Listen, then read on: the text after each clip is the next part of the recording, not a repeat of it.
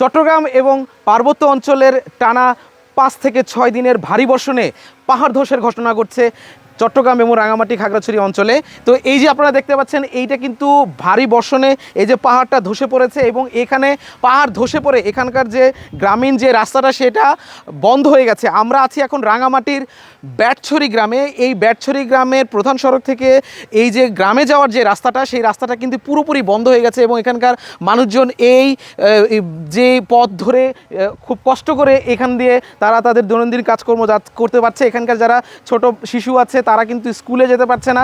আমরা শুধু এই অঞ্চলটার এই যে রাস্তার পাশে বলে এটা দেখাতে পাচ্ছি, এমন অনেক দুর্গম জায়গা আছে যেখানে আসলে আমাদের পক্ষে যাওয়া সম্ভব হচ্ছে না এবং সেখানকার চিত্র কিন্তু আরও ভয়াবহ। গ্রামীণ যে রাস্তাটা সেটা কিন্তু একেবারে পুরোপুরি বন্ধ হয়ে গেছে এবং আরও ভয়াবহ অবস্থা বিভিন্ন জায়গায় আছে। এবং খাগড়াছড়ি, রাঙামাটি এবং রাঙামাটি থেকে চট্টগ্রাম যাওয়ার যেসব পথ আছে সেই পথে কিন্তু প্রধান সড়কগুলো পাহাড়ের ভেঙে পাহাড় ধসে পড়ে যেয়ে কিন্তু রাস্তা বন্ধ হয়ে গেছে এবং যান চলাচল বন্ধ ছিল। কিন্তু গতকাল দুপুর পর্যন্ত যান চলাচল বন্ধ থাকার পর সড়ক বিভাগ এবং স্থানীয় প্রশাসন সেই রাস্তা থেকে পাহাড় ধসের সেই রাস্তাটা পরিষ্কার করে যান চলাচল কোনো কোনো জায়গায় স্বাভাবিক করেছে। আবার গতকাল রাতে সারা রাত বৃষ্টি হওয়ার পরে অনেক জায়গায় এভাবে পাহাড় ধসে পড়েছে।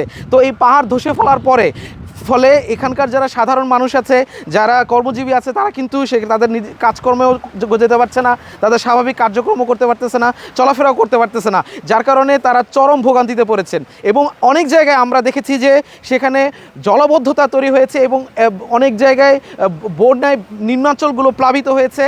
পাহাড়ের উপর থেকে নেমে আসা যে ঢল, সেই ঢলে এখানকার যেই নদীগুলো আছে সেই নদীগুলোর যে পানি, সেই পানিগুলো বিপদসীমা অতিক্রম করে যাচ্ছে, যার ফলে এখানের নিম্নাঞ্চল প্লাবিত হওয়ার পাশাপাশি এখানকার যে ফসলি জমিগুলো ছিল সেই ফসলি জমিগুলো কিন্তু প্লাবিত হয়ে এখানকার ফসল নষ্ট হয়েছে। আমরা দেখেছি অনেক শিক্ষা প্রতিষ্ঠান ডুবে গেছে, শিক্ষা প্রতিষ্ঠানে অনেকগুলোতে কোমর সমান পানি ছিল, সেই পানির কারণে সেখানে কিন্তু যে আশ্রয়কেন্দ্র খোলা হয়েছিল সেগুলোতেও মানুষ যেতে পারছে না, অনেক জায়গায় আশ্রয়কেন্দ্রও পানিতে ডুবে গেছে।